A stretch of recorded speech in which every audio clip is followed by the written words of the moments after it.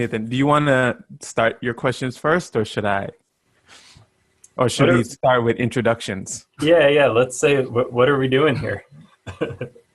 All right. I'm Cadwell Turnbull, and this is Nathan Schneider, and we will be talking about writing about the solidarity economics movement. I'm going to be asking Nathan questions specifically about his book, Everything for Everyone, and Nathan will be asking me questions about writing about solidarity economics in fiction. It's not fair because your book's not out yet. Right. I mean, it's not about solidarity economics, though. It's got a beautiful cover, though. Thank you. I can't wait. That's in English. Can't take credit for it. But yeah, so if you want to add something, Nathan, you can go ahead. Well, I just am so grateful for the chance to have the conversation. You know, we started this conversation a little bit on a panel in London at the Open Co-op conference, and after that talked for a long time, and have been talking ever since. So, you know, what I'm excited about is the chance for us to, you know, keep that conversation going and to bring others into it.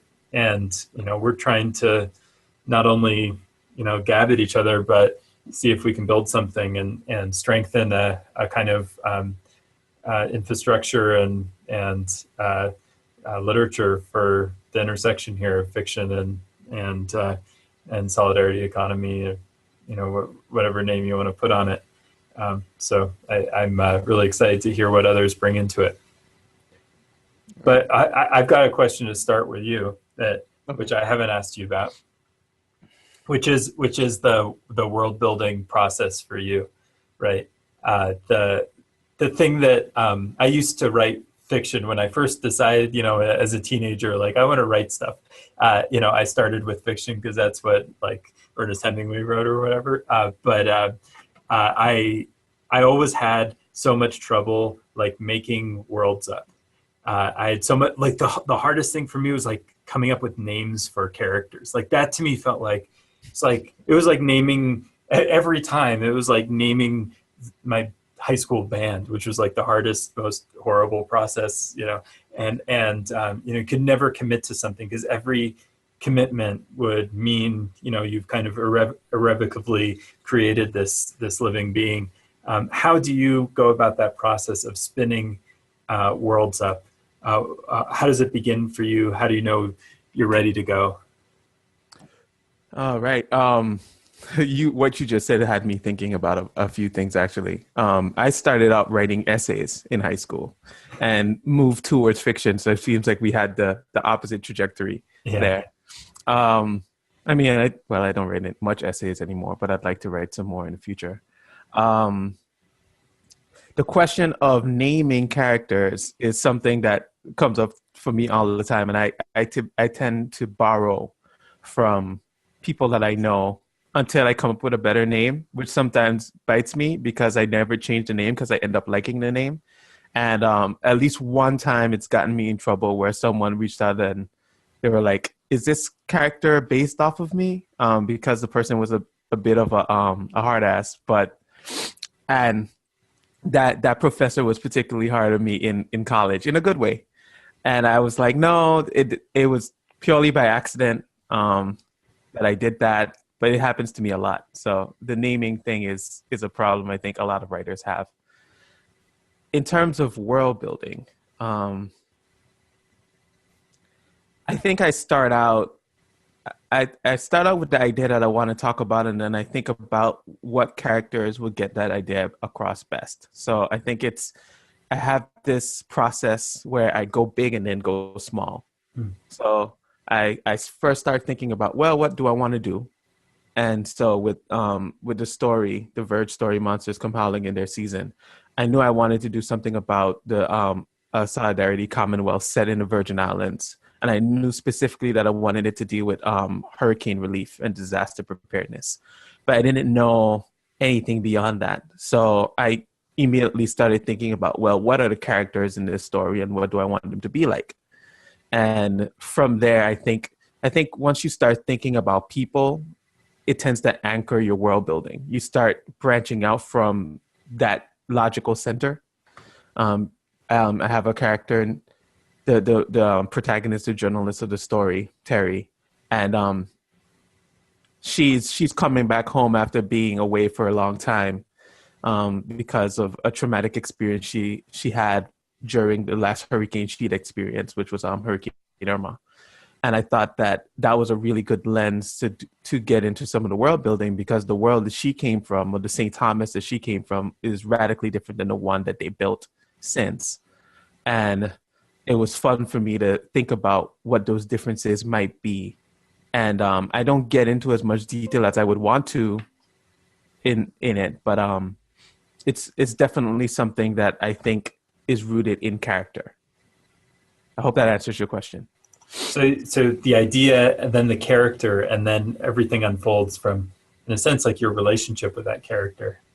Right. So I start up here, then I Yeah. start down here, and then it kind of meets in the middle. And I never get all of the big idea stuff, but I think that having a good anchor is smart. And I usually end up returning to a world to do more big idea stuff with other characters. Well, yeah, and I'm curious about what happens to that idea, right? Because in a sense, the challenges that we have are the genres ask something different. Generally, like nonfiction about social issues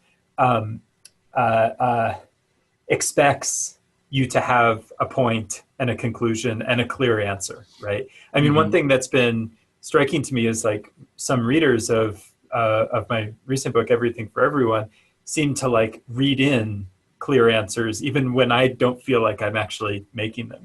Right. I try to, there are places where I just don't want to be delivering those answers, but people expect them. Whereas in fiction, sometimes I think the expectation is that you don't have an answer. You're not trying to. It starts to sound too pedantic, too kind of preachy, right? If you're coming in with some kind of clear idea that you're trying to hit the reader over the head with, because then it doesn't feel real. Like I feel that in the monster story, like it's not. I know what you're interested in, what you're coming from, where you're coming from, what you're trying to share. But the story to me doesn't feel, like it's, beating a point over somebody's head. How do you, do you ever feel like you get to the point where you're like, oh, no, I'm just like doing co-op propaganda here. I gotta make this a little more real, or I've got to make this more complex, or, oh, wow, I hadn't thought about this, this question in that way. Because I feel like I have the reverse problem. I always want to make things more complex, and I feel the pressure in the genre to make a clear, polemical statement that people can write in a sentence. Right. Maybe you should get back into fiction. I think that might be. To answer some of what you're asking me here, I think that yes, oftentimes people don't want their fiction to preach to them, and I feel like sometimes that impulse is bad. I think that a lot of schools of fiction tend to be apolitical or try to pretend like there's no politics in anything, and that's a problem. But I do think the impulse to not be pedantic is also useful, because then it feels real. When I'm talking to people, especially when I'm talking to members of GEO about the co-op movement, I get the impression that it's messy and complicated, and that no one agrees on everything. There's a lot of areas of conflict, and it seems to me that the truest representation of that would be a really strong narrative where no one really knows what they're doing, and that they're kind of working it out over time. Because it seems to me that that's how life feels. And I think it has something to do with some formality constraints that nonfiction has this expectation of trying to provide an answer. I like when writers push back against that. I tend to like nonfiction that's like, well, you're not going to get like a a solid answer from me here. But here's me thinking through what people are talking about and thinking about on this subject. I think the best fiction, it does that too. Yeah, and you're pointing to something there about about the kind of deep politicization of fiction, right? Which isn't fully an accident, right? The idea that so much fiction that swirls around us is kind of intentionally depoliticizing, and there's been some interesting work in recent years, like I think of work by Joel Whitney at Guernica, for instance, about the history of that, the way in which, for instance, the CIA was supporting literary journals, right? And these shaped, some of the big MFA programs, and that fiction was a kind of Cold War vehicle for creating a political consciousness. Fred Turner's new book deals with this a lot. This kind of formation of the individualistic, non-solidaristic, kind of democratic capitalist subject that was being created in contradiction to the kind of fear of communist conformity, right? And related solidarity, right? And as a result, solidarity is a really hard story to tell, I think, because our culture is so saturated with narratives of individuals, of people finding themselves and breaking off from the conformity demanded by the masses. I'm seeing this a lot, with as I'm kind of exposing my kid to his first children's shows, the kind of classics of the 50s and 60s, and the early kind of these kind of Charlie Brown type stories, and they're all that kind of story. They're all about becoming yourself, not through others, but in discovering your individuality, as opposed to becoming yourself through your commitments and relationships and bonds, and it all comes down. I think of often this vital moment, what is it, 1955, where On the Waterfront gets Best Picture, right? This film about a labor struggle that ends with the workers breaking from their union and running back into the docks in the arm of the boss as individuals, right? And then that same year, the Salt of the Earth comes out, a film about labor struggle in the Southwest among Latina workers who are working on a mine, and it's their solidarity that saves them. That movie gets banned, and the star gets sent back to Mexico. It's just such a two labor films the same year, totally different responses, and it is such an example of how a particular kind of storytelling has been admissible in a way that others weren't. I didn't know about those the literary journals. That's crazy. And I can see that. I can see that in MFA culture. While I was there, I could see this kind of impulse to move away from politics. And the example that you just gave of the two union movies, I think it's a really good example of how politics are in everything. And it's not necessarily the politics. It's if something is challenging a status quo, then it's deemed as political. My argument is that I can read any story or any book or watch any show, and I can see the politics of it, that politics are inherent. But the things that get deemed political are usually the things that are saying something that's challenging the way things are, that are presenting an alternative way of looking at the world.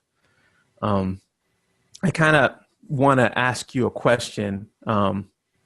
So one of the things that you did for your book was that you went around the world. You went to places like Italy, France, Kenya, New Zealand, to talk to people about cooperatives and open value networks and that sort of thing. And I was wondering what you took away from those experiences, being outside of the US, seeing other perspectives. Well, the international side is so huge. I wish I could have done more. for instance, there's a big gaping hole around Asia there that is totally missing. There's so much that I wish I could have included. But for me, the two kind of vital experiences framing the book and the work surrounding it were, one, going to Ecuador for this summit that Michelle Bowens of the P2P Foundation was involved in, trying to envision the future of the Ecuadorian kind of open commons economy, and seeing the context there and the conversation there. And then second was the entrepreneurial networks in Europe, especially around WeShare.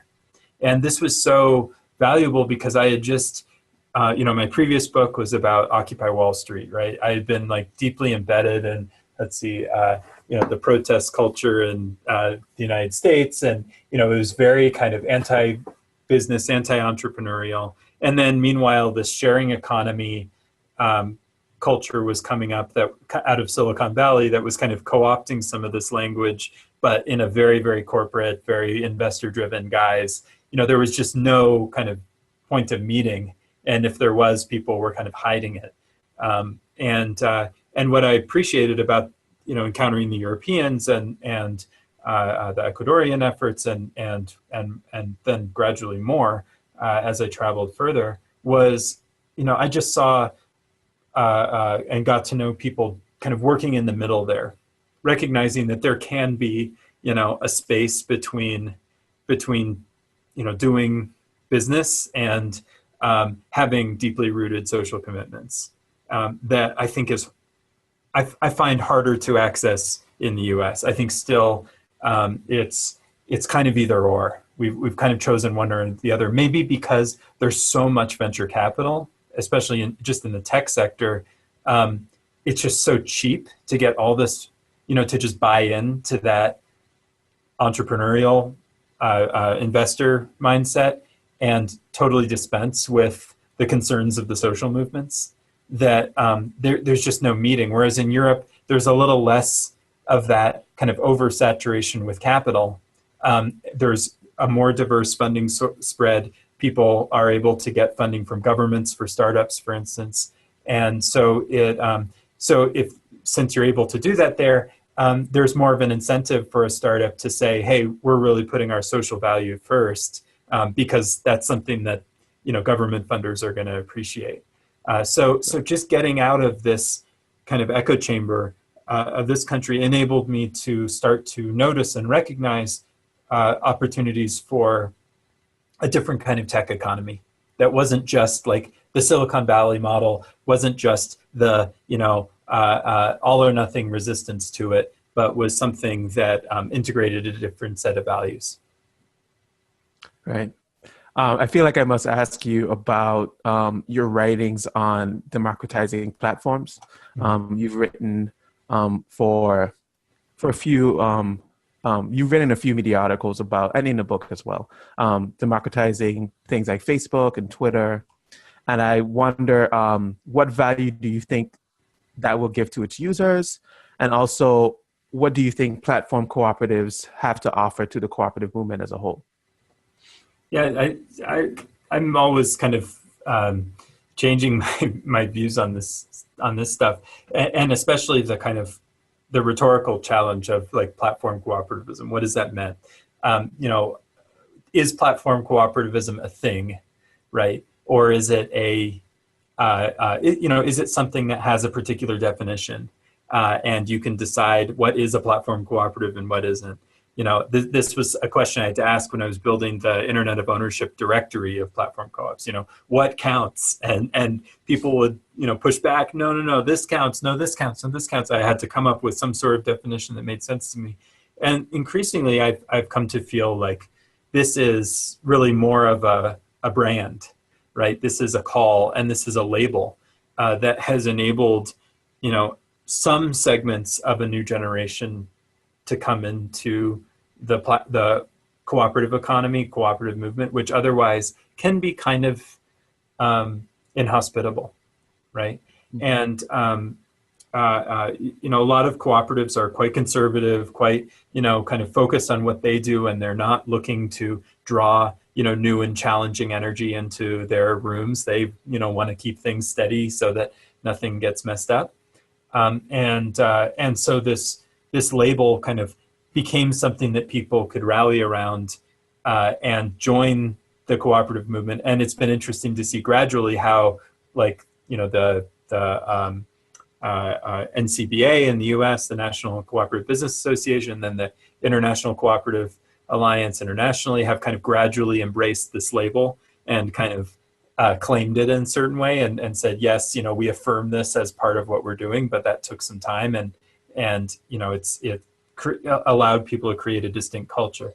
At the same time, I feel like because it's a label, because it's a culture, it also has limitations, and there are, I'm always, worrying about like what are we missing by the kind of choices we're making about, who's involved in this and who's shaping the language and the culture. And so recognizing it as a label, I hope is also an invitation to say, okay, we need more labels. We need more spaces for people to be able to enter into this cooperative movement, including those who don't feel especially excited about platform cooperativism.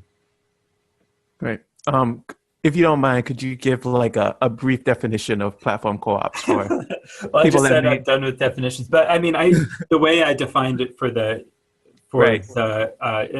Internet of Ownership was just like a platform that shares, a digital platform that shares ownership and governance across the platform. So I thought this was useful to distinguish from like a credit union that, has a website, right? Or that has online banking, that uses technology, but is essentially managing ownership and governance in conventional fashion, right? These are platforms where the ownership and governance happens through the platform integrally. Trevor Schultz, of course, has done much more to extend the definition, has developed a list of principles that he associates with this movement. And, I think all of these things are useful, but I think I'm inclined at this point to, think of it less as anything that has a fixed definition, more kind of a container for this new generation of digitally oriented cooperatives playing around with new forms. Right. In your book as well, you talk a lot about the threads of cooperativism and self-governance in history, even prehistory. What attracted you? How did you find your way into thinking about that? And what was some of the interesting stuff that you found when doing research about older forms of cooperativism? Well, I really developed a craving for history in the course of like helping to support the development of the platform co-op stuff, because I would be on the phone all the time with entrepreneurs trying to start stuff, and like there is no financing, there's none of the stuff that they need is there, and it would just be so frustrating. It's a lot of people kind of hitting their heads against walls, and the only thing that I found that saved me from despair was starting to read more about the history of the cooperative movement. That okay, there was a time when, the farmer cooperatives were like this, but they built infrastructure, and now there's a $128 billion cooperative bank down the road from me because of the things that they did 100 years ago. And that gives me the confidence that if we continue building, in these new models, we will be able to build the infrastructure we need. We'll be able to get the policy support we need. We'll be able to, do all the things that make it possible for people to, build the next generation of internet technology, with cooperative values. But only with that history do I, that's the only evidence I have that this can actually work. And then, it was also fun to discover in the course of this work that, this has been part of my family history, rural electric cooperatives. My grandfather led a national hardware purchasing cooperative, and all these things, when you have family history doing something, it also, feels more kind of tangible and possible. But all of it is just I think sometimes my treatment of the history can be too selective, and that's something that I wonder about with you too. I often find myself trying to make a rhetorical point um, for the sake of building stuff, but it's always going to be a partial history that I'm offering, right? And sometimes I wonder whether I'm being honest enough. And I think that comes up too in fiction. I mean, when you look at how organizations tend to communicate, they tend to communicate in a way, and co-ops are very much included in this. Like they communicate in a way where everything is good, everything is cool, right? And fiction, storytelling, good writing, nonfiction, good writing, asks us to, to poke holes in that, right? And I tried to write this book in a way that would serve the movement, but at the same time, as a writer, I felt a sense of, I have to be honest about this stuff. And a lot of both the historical stories and the present stories are not so pretty.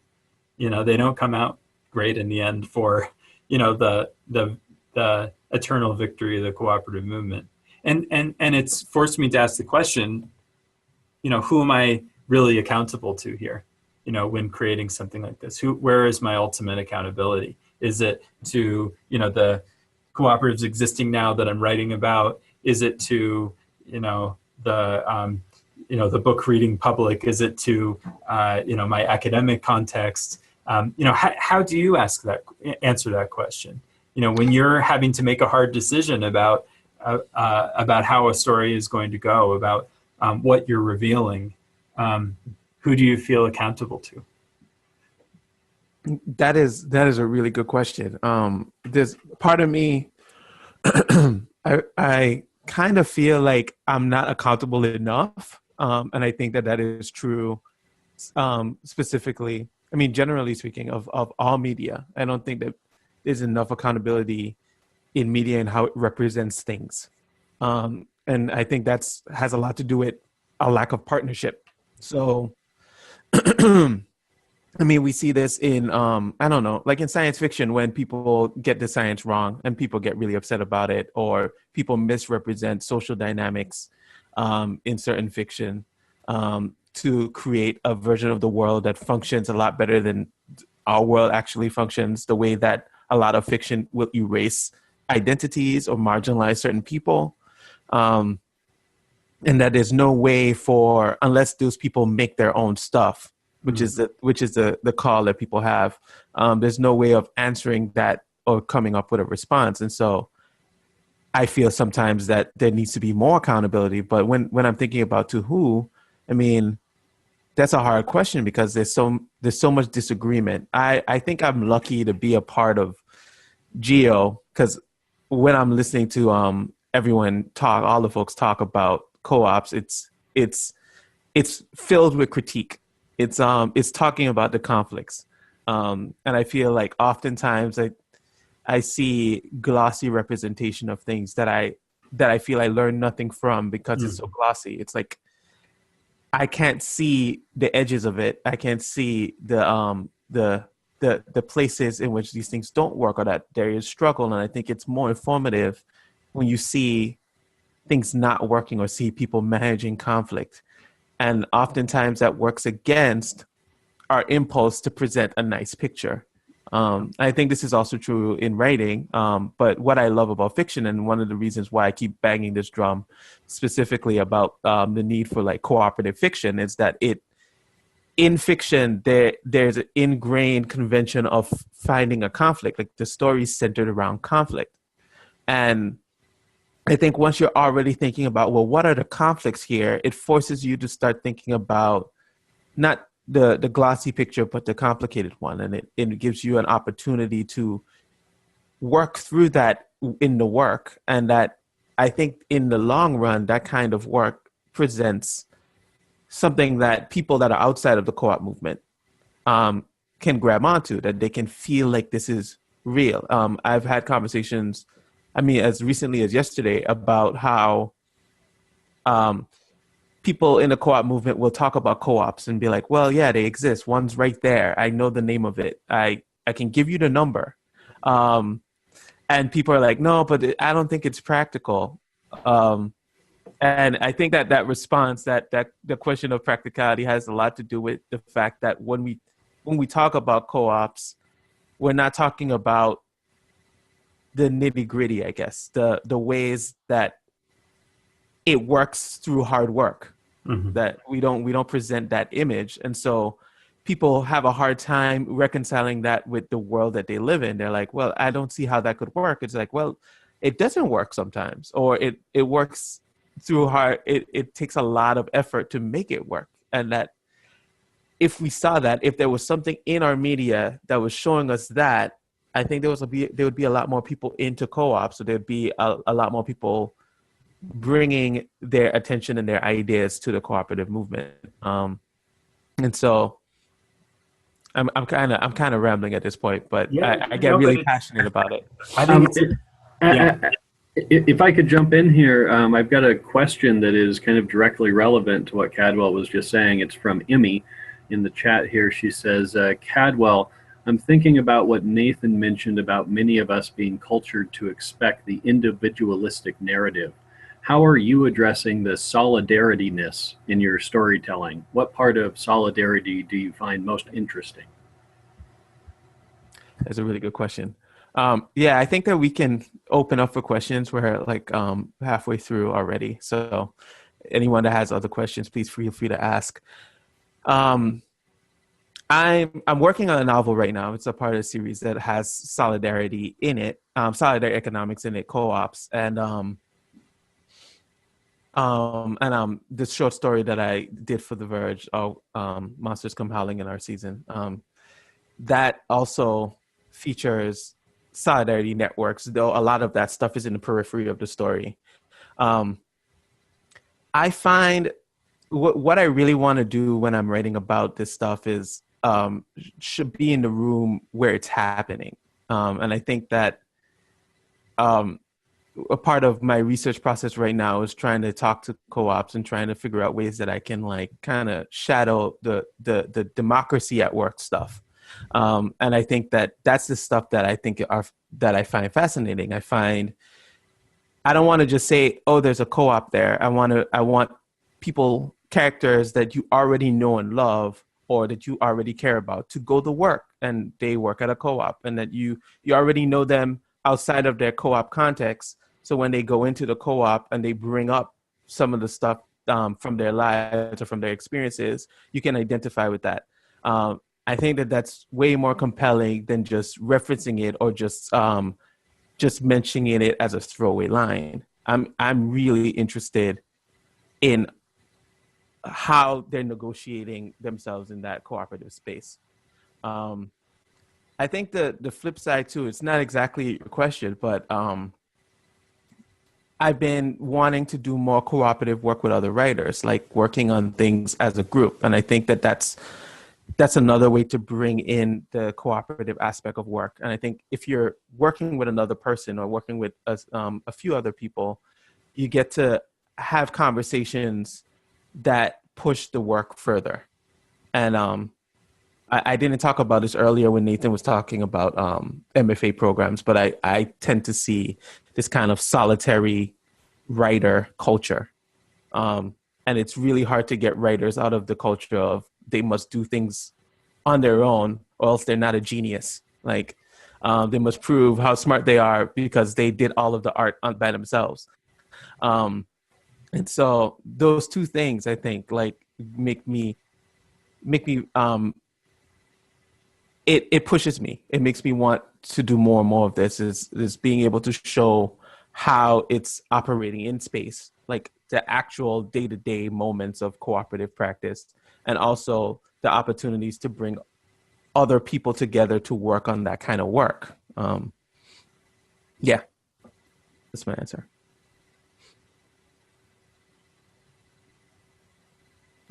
That's the only question we have right now. You can. Okay. Well, okay. So the I think what you're talking about, complexity and the character focus that you just described is so important. To look at the people outside of just the organization, because a couple things I've noticed. For instance, there's this genre of like press article about cooperatives, right? Which is like, could this be the solution to all of our problems, right? And I find, when I write an article about cooperatives and it's not that article, the editors still put a headline on it that's that headline, right? I'm doing an article about like how, this thing is happening that's complex and weird, and then the headline is like, could this cooperative idea solve all our problems? And like, no, that's not what I'm saying. There's this idea, and even people within the cooperative movement, I think especially people who are new to it, are attracted by the kind of system level focus, right? This is a salvific system, right? And the focus is on the system, and the system is expected to solve our problems for us.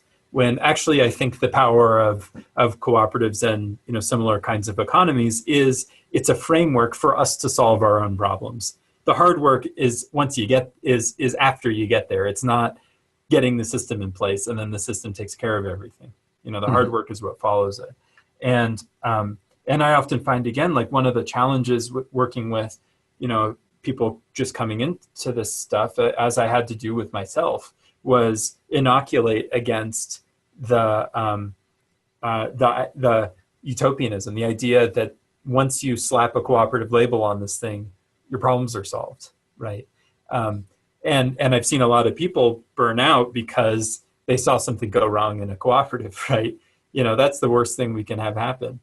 When I give talks about co-ops all the time, the questions are like, well, in, my co-op in wherever my family is from, has this problem. So therefore, it's all gone. And that we're exposing ourselves to that kind of critique if we are utopian about the structure being the solution, rather than the specifics of the people and the stories carrying them out being, the opportunity. And that's why I think that idea of starting with the people and putting the structure at the periphery a little bit, putting it in the background, in the same way that like, Edward Said analyzes like the background economy of Jane Austen novels as being like British colonialism of the 19th century. Nothing in Jane Austen makes any sense if you don't recognize that that they're all living off of, Caribbean plantations, right? But it's not the frontal focus, right? But it subtly inculcates people into this idea that you have this life of leisure as a result of this economy, but the focus is on the characters, right? And that's the kind of, I think, the opportunity here and the need that fiction can offer that nonfiction has difficulty with is the ability to get people to focus on the characters and to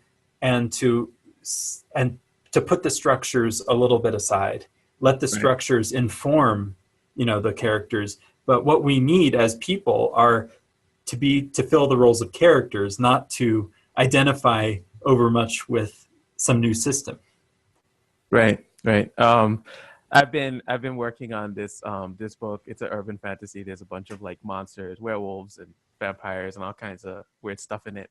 And so I have all of this kind of forefront drama that's related to this to monster rights and people dealing with loss and people dealing with failing marriages or failing health, and then they go to work. Like one of the things that I've been trying to do is put the co-op stuff in the middle of the story, that you get a lot of the character stuff, what they're dealing with in their personal life, so that when they come to work and they can't concentrate on the democratic process, it makes sense to you, and that you can see in real time how personal problems can affect structures, and that it's important to realize that no one, we all are very idealistic, we all want this stuff to work, but people are bringing baggage with them to their co-ops, and they're not going to be perfect at the stuff that even they are shouting is so important. And so, it's definitely I feel like we're very much on the same page with this. That I want to present in fiction an honest view, and in an honest view, you get times it works, but times people work through things. But then we also get a lot of what you're talking about, people coming into structures and finding that there's a lot wrong and that they have to work on it. Yeah, totally.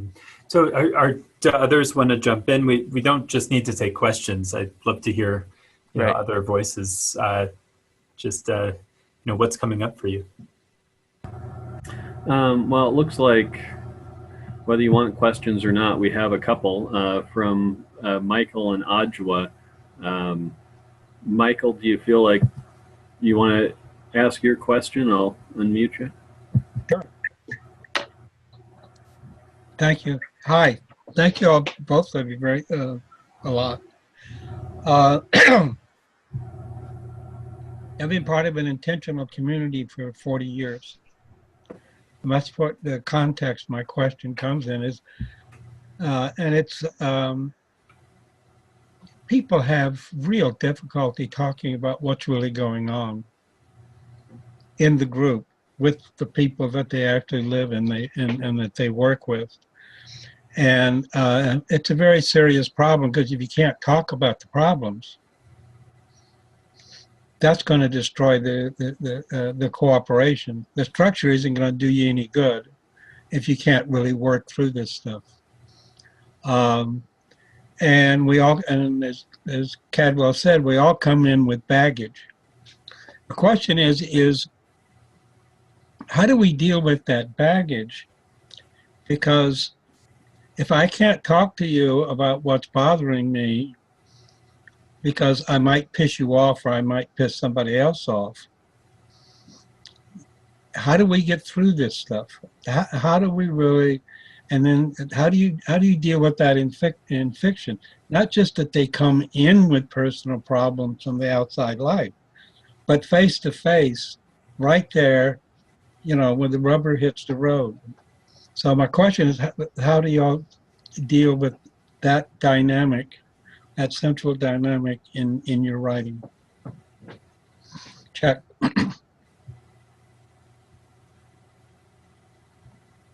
I mean, I'm not a part of any cooperative, so it's hard for me sometimes to envision some of the conflicts you'll find there. I can make some assumptions, and I do in my own writing, but I think about it like, any relationship that you have that you're managing in your own life, it works a lot better when you're able to be honest about what's going on with you, your personal feelings. And I find that the closer I am to someone, it depends on how much I'm able to share conflicts that I have or feelings that I have, have those difficult conversations. And I think that, you're absolutely right when we talk about structures, that structures don't necessarily help with that. You can't set up a structure that's going to make you address real problems in a relationship. And, co-ops are relationships, I imagine. So to me, it feels necessary to have hard conversations. I think that there can be protocols on how to have those conversations, but those things are also as helpful as the people involved. It's what people are bringing to it. Nathan, if you have some things to add, Yeah, I mean, one of the things that I appreciate, for instance, about Michelle Bowens of the P2P Foundation is that he is somebody who promotes cooperative type stuff all the time, but is not a cooperative person in the broader general sense of cooperative. He's not like somebody who likes being around other people all the time. He lives in Thailand, far away from most of the people he collaborates with, and I relate to that because I'm an introvert in a lot of ways, and sometimes I find myself in these contexts where there's this expectation of like everyone doing everything together, and I have to be honest with myself and be like, I don't want to live that way. I want my own space, and I don't want to have to solve every problem with all of you all. I want to just interface with y'all when we need to interface, and figure out the right process for doing that. And I think, I've lived in cooperative housing before. I've seen, good and bad outcomes there. And I think sometimes, I don't want to speak at all for your case, Michael, but some things that I've observed is, again, that expectation that the cooperative housing is supposed to solve all of your problems all at once, that it's going to make you this like superhuman person. And that's easy to kind of drift toward in housing because it's so intensive. But I think if you look at other kinds of cooperative businesses, they tend to have like a razor sharp focus on a particular thing they're doing in people's lives, and they don't claim to be doing other things. Ace Hardware is purchasing hammers. It's not doing all sorts of other things for good or for ill, but it does that purchasing hammer thing pretty well. And I sometimes I wonder when, people get into a scenario where they just run into these kinds of years-long intransigent problems. Maybe the answer is like, expect less of your cooperation, and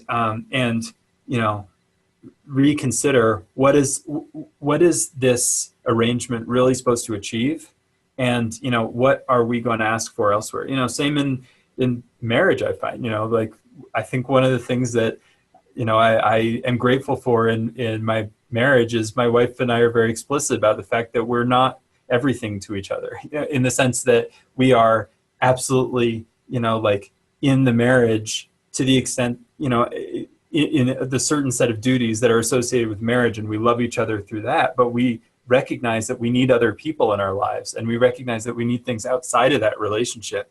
And in the acknowledgments to the book, I refer to the relationship as a kind of cooperative enterprise, and she really appreciated that, because we kind of think about it that way. We think about it as like, it's a focused commitment that we have to each other, but we that commitment is made more healthy when we recognize that we have to have other friendships, we have to do things that we don't just do together, and that makes us much happier when we are together. That's a good answer. Adjoa, do you want to give him yours? You have to unmute yourself. Yeah, so this discussion is really great. A couple of things came to mind. One is, I live in a multicultural co-op that was pretty much started by 5 Black women. And so we have just about everybody in the co-op. And one of the things that we learned was that the co-op is an intentional community for activists. And so just because we're activists doesn't mean that we're going to get along. We learned the hard way that we had to, really talk about culture and differences and, different types of people and how that would affect the co-op. And so that's a real strong learning. So I'm just wondering, as writers, do you think about how this capitalist system and the different oppressions that people face, Black people, women, gay folks, and how that impacts us as cooperators or potential cooperators? A lot of distrust, just bad experiences. And I think tackling those kinds of issues might make it more real for people out here who are considering co-ops or who think, oh, you can't have a co-op because somebody's going to steal all the money, those kinds of things. I'm just wondering about those kinds of problems and issues.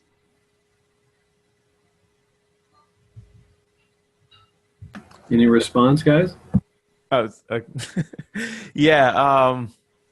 So in the, I'm gonna go back to the story, the monster story. It was And Monster Story is specifically the one that's set in the near future and is about hurricanes, not the monster novel. um, with that one of the things that I was exploring with the character Terry is that she experienced this traumatic event when she was a child, and she left her community, and she went and lived with her father in North Carolina, and she's doing this. She's kind of finding her way back into her community through her work. She's doing journalism where she covers places that have just been hit by hurricanes, by natural disasters. It's in a future where global warming has created a lot of environmental upheaval. And so she's doing that work, and through doing that work, she comes back in contact with her people, and through that experience finds her way back in. Like at the end of the story, she hasn't made the move to come back to the St. Thomas yet, but you can tell that that's on the horizon for her, that she's thinking about doing that. And so for me, I'm exploring specifically how with Terry's character, this event that happened to her in a child, this devastation from the hurricanes, created a lifelong aversion to her home. And that to me correlates with a lot of things. I think it correlates with how one of the problems that St. Thomas specifically face is disaster capitalism. So you have people that come and buy up property after hurricanes because people move. They either are traumatized or they've lost all of their stuff, and they have to move somewhere where they can live and function, because oftentimes the infrastructure is down as well, so they can't even go to work. And so I find that the stuff that gets me to stay and sit down and work on stories is the ways that our culture, our society creates personal trauma for people. And with Terry, we see this especially because the way that the culture was before, they weren't looking out for the community in the way that they are now, and that precisely created the problem that made her leave. And she's returning because the community is reckoning with that they're starting to work together and trying to help each other through these disasters in ways that require more planning, that require more sharing of resources, that require solidarity. And so I hope that answers your question. I don't know, Nathan, if you have something to add. Yeah, no, I think it's such an important question, and it reminds me, like at our first platform co-op conference, that sociologist Juliet Shore got up. She always, whenever she comes to our conferences, she's like totally an ally, but she always brings the hard questions.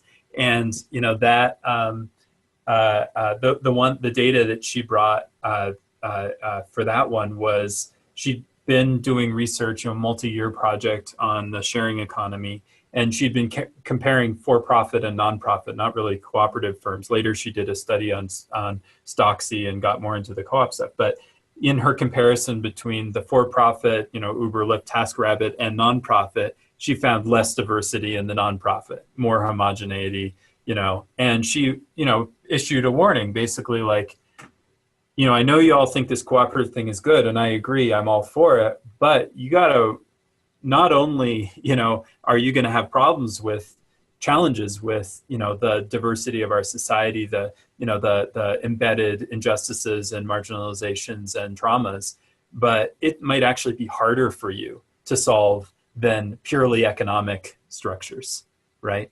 And that's a real challenge. And to be honest, I anecdotally in my work since have seen that more now. There's a lot of emergent homogeneity that comes out, and the examples that I've seen that challenge that are ones where either there's been a very, very hard intentional process that challenges those old deep divides, or often there's a kind of economic structure that creates bonds of mutual dependency through a kind of market structure that doesn't depend on everybody liking each other, right? The work can be harder, and it probably will be. And another element to that I think goes beyond your question is that the economic side. There was a really important article in Yes Magazine a few months ago. The title is "Why Co-ops and Community Farms Can't Close the Racial Wealth Gap" by Zenobia Jeffries Warfield.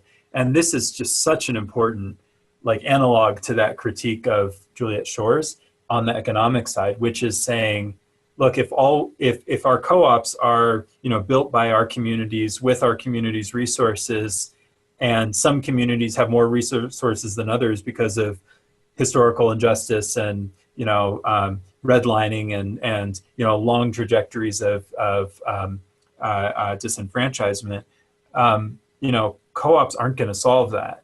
And I think that's right. It's again another reason why we need to have a broader picture, a broader view about what's going to be necessary to account for these injustices. And I think co-ops can be absolutely a part of that, but they need to also be part of a broader scenario of reparations and redistribution that co-ops can't do alone. That they need other kinds of power structures to do. There's kind of a kind of implication in the co-op ambition that people who have been marginalized can solve their problem, rather than recognizing that it is a bigger problem than theirs, than any one group. That these injustices are systemic and they need to be tackled from many different perspectives. So I think that's a real challenge, and I don't see, especially in the co-op movement right now, enough consideration of that challenge. Though I'm just so grateful that so much of the current cooperative movement or the new cooperative generation compared to some of the big legacy co-ops that populate some of our large associations are taking these challenges seriously, and I think we need to push that even further to bring these challenges of inequity more deeply into the heart of what it means to be a cooperative. We had somebody with their hand up. I'm going to go ahead and unmute you. Sorry, go ahead. Oh, we can't hear you. Can't hear you. Do you need to turn the volume up on your mic? No. Okay. Well, while we're waiting for her to get her microphone figured out. Matt's got his hand up, I see. Oh, go for it, Matt. Okay, I'll step in. This is super interesting conversation, and it makes me connect to all these other different leads or related topics. I mean, there's so many interesting places to go. One thing that both Nathan's and Cadwell's comments made me think of, Nathan, the thing that you said about sort of the background, like how English novels can have are kind of can't quite be understood without understanding the colonial, all the colonial setting and everything that's holding them up. It reminded me of that great novel, Wide Sargasso Sea by Jean Rice, which is... I tried to get through it once. Oh, it's totally great. I need to go back to it. It's sort of from the Caribbean. Where does that wealth come from? Where does that, it kind of brings that whole piece back into the English novel. It's like, so it just made me think of like that. But the two questions I wanted to ask you all is, one other thing that your comments made me think of is that, Arismendi Arrieta, the founder of Mondragon the Priest, one of the ways he dealt with this idea of focusing on controversy, and as opposed to easy answers or smoothness or a glossy kind of picture of co-ops, instead of promoting co-ops, but trying to develop debate and discussion, one of his little tricks was he wrote basically and edited their newspaper for the co-op movement, and he would write fake letters to the editor in order to create debates. And so he did one whole one about democracy, and he wrote like both the initial piece under a fake name, and then wrote the objecting furious letter to the editor. And then he wrote another piece kind of responding to them and showing like, I'm really confused by this discussion. I'm not sure. Readers, what do you think? But I thought that was kind of an interesting way of like what Cadwell was saying about finding those critiques and those problems and all those places where it's not connected properly. And like, what, it's sort of interesting that Ars Mendieta did the same thing. He like wanted to create these disconnections so the members would have to figure out what to make of them, like where are they going to go with that stuff. I thought that was kind of interesting. The other question I have is I just read Bruno Latour's book called Reassembling the Social, and one of the things he raises that's so interesting is objects, the role of objects as characters, as actors, as protagonists. And I think like in science fiction, that's a big thing, right? There's a lot of use of objects, whether they're vehicles or talismans or communicating devices, or even in your story, Cadwell, right? The whole AI function. But I'm wondering, like, is our objects, can you use objects to show solidarity without having to focus on individuals always, characters as individual people interacting with other individual people, but are objects something that tie people together or that show solidarity economy?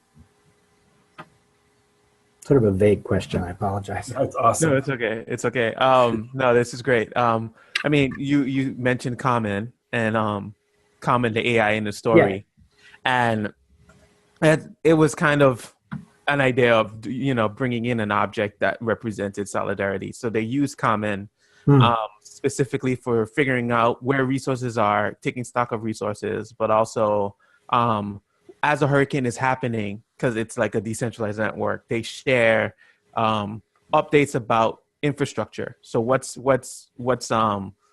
being affected, which areas are experiencing the most flooding, that kind of stuff. And it's a infrastructure, or it's a device that they manage together. Like the AI is something that they all input data to.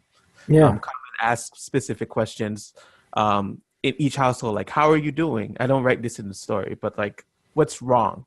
And they'll tell Common, well, one of the windows were blown out, or there's flooding on the bottom floor. And then the Common uses that information, takes that information, and when someone asks about updates, they'll be like, there's some houses in Smith Bay, it's an area in St. Thomas, that is experiencing significant damage. And so people know the places where they need to go first to help. Which I think is something that might be, that I think would be really important after the hurricane is lifted. You know where to go, you know who to reach out to. And it's not perfect, but in the story, it fails. There's a character that his window blows out and he dies of a heart attack, but he's in the other room and Common can't hear him dying because he's in the room where the storm has broken through. And Common feels really bad about that in its AI way. And the doctor that comes to do the house call is like, well, what could you do? I mean, it's one of those ways that I think, I don't know, I think it's interesting to explore how the device can be helpful, and then also interesting to explore when it fails. And we see through that interaction, because she's very tender with the AI, how her relationship to the AI itself helps the AI do its job, which I think was something that I didn't initially plan, but it kind of came out that way. This sort of tenderness she brings to this object allows this like richer relationship. And it actually brings the community together, that they have like a common friend that's in all of their living rooms. And there's some questions that I raise about how some of the ethical implications of this, but like it's still a really cool and interesting concept to explore. Nathan. Yeah, well, thank you for the Ars Mendi story. I'm eager to join the canonization committee any way I can as a Catholic. I mean, this guy has so much to teach. But I think the object question is really interesting too.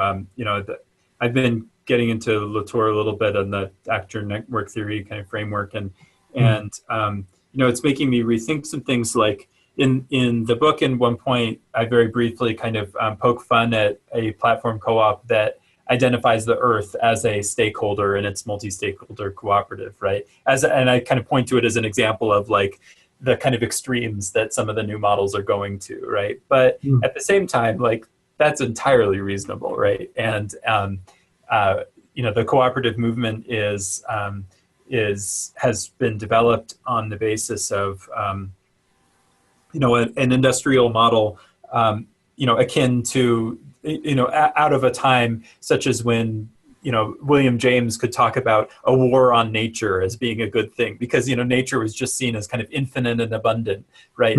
And now we find ourselves in a time where we're running up against its finitude in very, very concrete ways. And I think the cooperativism of the future needs to account for that, needs to learn how to incorporate non-human entities into what we mean by cooperation. And there's a new report that has just come out as a draft right now from the Peer-to-Peer Foundation about accounting systems that incorporate planetary and other resources, ways that economic entities could incorporate broader systems into how they do business. And some of it is a little woo-woo, but there are ways in which it kind of there are opportunities there, I think, actually to create some really useful efficiencies that can have some really clear use value and rationales for adoption in the short term that can bring about some long-term benefit.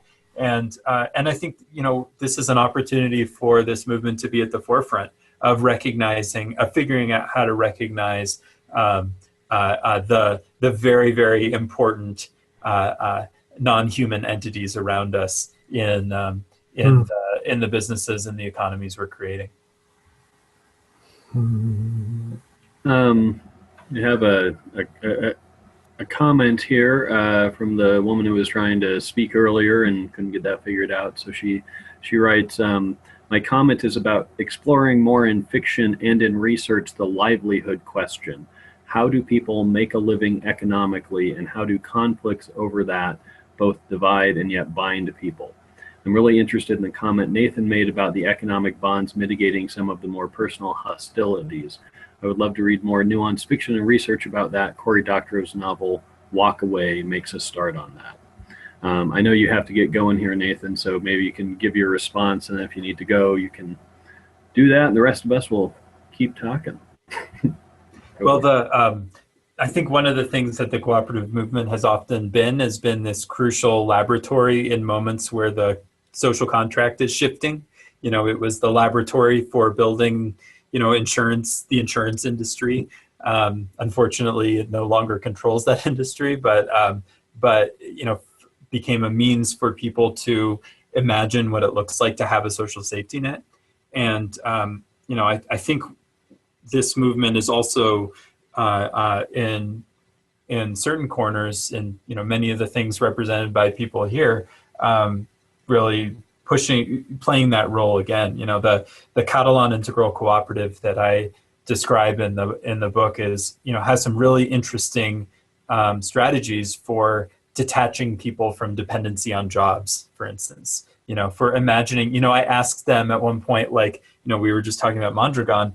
And they're near Mondragon, they're in another breakaway region of Spain. And, I asked them, so are you like totally inspired by Mondragon, like everybody in the cooperative movement in the US? And they're like, why would we care about Mondragon? They have jobs. We don't want jobs, we're trying to get away from that. And that was, really this powerful indication to me. Oh yeah, this is, through these models, we have the opportunity to set a different set of rules, not just persist more effectively in the existing system.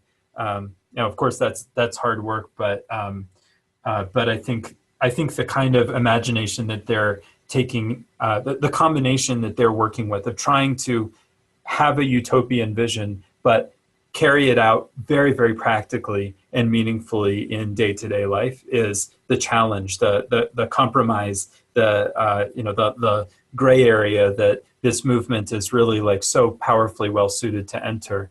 That's what one of the things that excites me about it so much.